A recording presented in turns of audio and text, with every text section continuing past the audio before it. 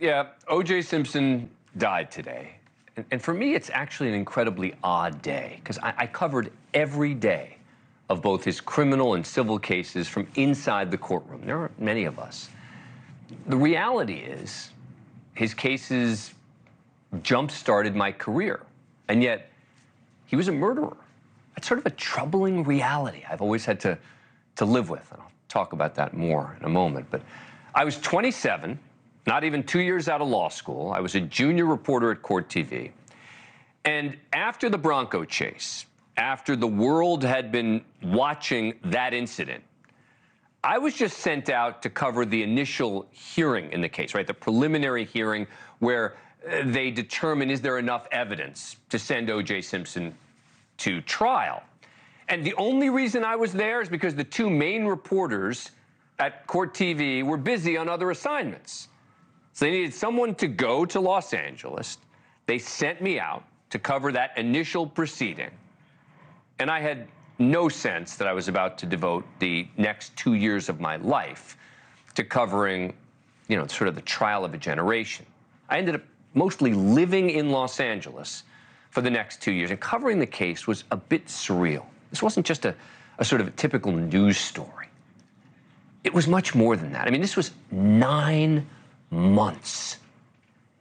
And it often kind of played out like a soap opera. I mean, think about it. In terms of the evidence in the case, right? Forensic scientists and DNA experts became household names. Even the most minor of participants became famous. I mean, you remember Barry Scheck, he was one of the lawyers, but you remember Gary Sims or Renee Montgomery?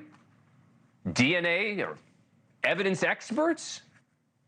At the time, Renee Montgomery, those of us who covered the trial became sort of mini celebrities too. I was just a lawyer just out of law school, and suddenly I was in People magazine. And remember, it was such a different media world then than what we have now.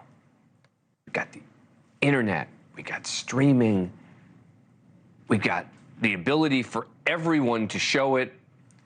Back then, broadcast networks weren't going to cover it gavel to gavel. They had other stuff they had to show, and they had to pretend like they didn't care about this case. But CNN and Court TV were the two places you went to watch this case. And this was the beginning of cable news. This is when cable news was just starting to kind of explode. So, many of the media entities that kind of take themselves very seriously didn't want to cover the story at first. New York Times and the Washington Post and the broadcast networks, but they eventually gave in. Every single day was an event, and I think that's part of why the case became kind of a national obsession. Now, there was a huge difference between what was happening inside the courtroom and what was happening outside, all right? Outside the courthouse, it was nuts. There were vendors hawking T-shirts and jewelry, baseball caps, and, for example, there was a watch being sold that had the second hand of a police car chasing a Bronco. There was a Jell-O mold of Judge Ito's face. There were board games of the O.J. Simpson case. There was a baseball cap made for every single lawyer. I mean, you could buy a Gerald Ullman baseball cap. He was a law professor that the defense brought in for part of the case. But inside the courtroom, where I spent so many days, we were all very tightly compacted in there, right? Because any seat in that courtroom was jealously protected. And it was a different world. There were rules that you had to abide by. I remember at one point, there was a rule of no gum chewing allowed in the courtroom. And apparently Judge Ito, who had his own camera facing towards the gallery, spotted me chewing gum. And I got approached and challenged about it. And I remember saying at the time, well, you know, because you were allowed to have sucking candy, just no gum. And I remember saying at the time, well, you know, someone gave me what I thought was a candy, and it turned out to be a chiclet. So it turned into gum. But anyway, I was let to go on it. But all of us there had this kind of almost a fraternity there. It was almost like you were being at college. We saw the same people day after day. The lawyers and the reporters became like, I don't know if it was all classmates, it was teachers and students, whatever, because at times the relationship was antagonistic. Remember, Dominic Dunn was in court day after day, chronicling the case for Vanity Fair. I never would have become buds with Dominic Dunn, but we sat next to each other covering the case all the time. And one of the other things that was interesting during the case, the male reporters used to follow the attorneys into the bathroom to try to get some scoops, get some little information, talk to them at the urinals. It worked. The female reporters started complaining because there was only one major woman lawyer in the case, and that was Marcia Clark, and she wasn't talking to anyone. It was actually a fair point for them to make because we were actually getting a lot of information by following the lawyers into the bathroom. Look, big picture in the criminal case, the evidence was overwhelming, right? The bloody glove, remember, one was found at his home, the other at the crime scene. Nicole had bought him these exact gloves. The blood of O.J. and the victims in his car, the unexplained cuts on his hands, blood found at Simpson's home. Nicole having put pictures of her beaten face in a safe deposit box just in case. Or it's presumably O.J.'s hair found at the crime scene and on Ron Goldman. There was fiber evidence. The killer's bloody footprint being O.J.'s size, 12, very big. Nicole's blood found on his sock. It was a mountain of evidence like I have never seen in a case that has gone to trial, ever. But despite all of that, those of us who were in court every day were not surprised by the verdict. Maybe we were a little surprised by how quickly it came in after such a long trial. But we weren't surprised by the verdict. And it's not because the prosecutors screwed up the presentation of the evidence. They were okay. They were fine.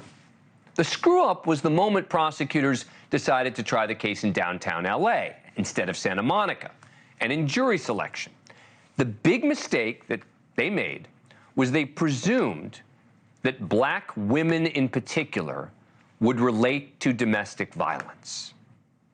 And there's no doubt that O.J. Simpson had a history of domestic violence with Nicole Brown. But that did not end up being the dominant issue. The dominant issue ended up being race. It was simply too fraught a time in Los Angeles, so soon after Rodney King. Again, Marcia Clark and Chris Darden did a perfectly fine job. Yes, they shouldn't have had O.J. try on the glove. That was dumb. Yes. Mr. Simpson indicating that his fingers are all the way into the blood and wrong. All right. Thank you, counsel. I was thinking last night about this case and their theory and how it didn't make any sense and how it didn't fit and how something is wrong. It occurred to me how they were going to come here and stand up here and tell you how O.J. Simpson was going to disguise himself. It's no disguise. It's no disguise. It makes no sense. It doesn't fit. If it doesn't fit, you must acquit. But that didn't determine the outcome. It was the relationship between the community and the police. And most importantly, the minute the defense was allowed to talk about race, and you could throw in someone like Mark Furman, and they were able to chronicle racist things he had said in the past. There's no way Mark Furman could have planted the glove. No way. But the things he said were ugly. And that was devastating to the case because it gave jurors something to hang their hats on. Look, the defense big picture, the theory was absurd. The police were both completely incompetent in how they handled evidence. They messed this up, they dropped this, they were sloppy, but when it came to planting evidence, they were masterful. The jury was never going to convict this man at this time. It's that simple. OJ's legal team knew just the right buttons to push, led by Johnny Cochran. Johnny became a dear friend of mine after the case. He quickly took over as OJ's lead lawyer. But Johnny Cochran knew that OJ was guilty. Did he ever tell me, Dan, OJ was guilty? No, he did not. He never said those words. But in the context of conversations we had, it was clear he knew. And I think that goes for probably the entire defense team, with the exception of one person.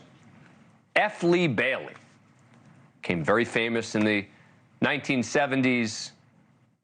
He, I think, was a true believer. Maybe the only one on OJ's so-called dream team who actually thought OJ didn't do it. Now, obviously, there's so much focus on the criminal case today, right? Nation stopped when the criminal verdict came back in. But as I look back, I often think about the civil trial, which was really interesting in its own way. Because we had much more access to O.J. Simpson during the civil trial, right? I would talk to O.J. in the hallway during breaks in the case, and he would obsess over the most irrelevant details. I mean, for example, he would talk about some testimony that had happened, right? I remember there was something about when he had played golf the next day, okay? He's raging about it. That guy said that I was playing golf at 1 o'clock. I couldn't have possibly been playing golf. He knows that. It was completely irrelevant to the case itself. But what people forget is he testified in the civil case. He had to answer questions under oath, which he didn't have to do in the criminal trial. And he did terribly. And so I have a lot of people who say to me after the case, well, Dan, I had questions. Well, the jury found reasonable doubt. Okay. You cannot have any doubt after the civil case. Remember, those size 12 Bruno Magli shoes, they knew about that in the criminal case. That was the bloody footprint. They were able to identify the shoe. They tried to link it back to O.J. Simpson. They were close. They couldn't quite do it. O.J. Simpson was asked, under oath, what about Bruno Magli's shoes? He said, I never would have worn those ugly-ass shoes. That was his quote. Lo and behold, before the civil trial started, the lawyers for Nicole Brown and Ron Goldman were able to find a newsletter from the Buffalo Bills, where he had played, from 8 months before the murders. And there he is, wearing the ugly shoes. So now you have the bloody footprint at the scene, size 12 OJ's size, and you have him now wearing the shoes. So it's not surprising. That wasn't the only thing, by the way, that didn't go well for him in the civil case. But you now have him found liable, responsible for the deaths of Nicole Brown and Ron Goldman. And actually, if you think about both cases together, right, between the civil and the criminal trials, you had two juries who believed, if beyond a reasonable doubt is 90% something, and in a civil case it's 51%, you had somewhere between 51% and 90-something% that they thought he was responsible. Not enough to send him to prison. Now, years later, Simpson finally put behind bars, right? Sentenced to 33 years on 12 counts relating to that sports memorabilia robbery. served 9 years of the sentence, was released in 2017. But, there's no doubt, I don't think, that probably wouldn't have done that much time if it weren't for the murder trial. The bottom line is that the country, in my view, rightly, was convinced that a killer got away with it.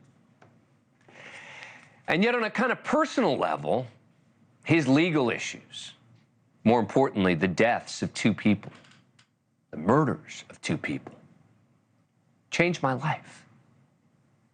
It's kind of an odd thing to reconcile. I was doing my job, I think. I did it well enough, covering legal issues and developments around his cases. I was a legal reporter.